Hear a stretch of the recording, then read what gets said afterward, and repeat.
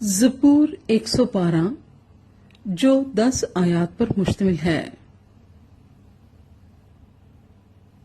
خداوند کی حمد کرو، مبارک ہے وہ آدمی جو خداوند سے ڈرتا ہے اور اس کے حکموں میں خوب مسرور رہتا ہے۔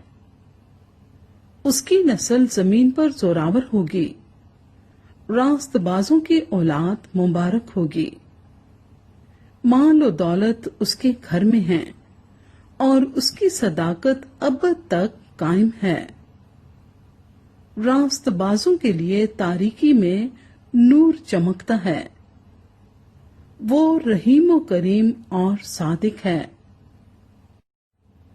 رحم دل اور قرض دینے والا آدمی سعادت مند ہے۔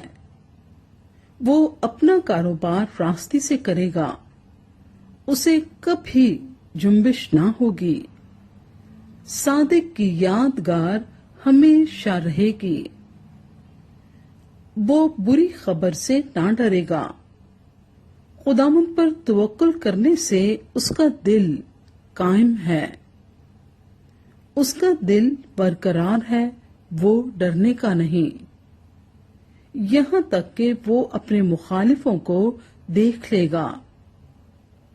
اس نے بانٹا اور محتاجوں کو دیا، اس کی صداقت ہمیشہ قائم رہے گی۔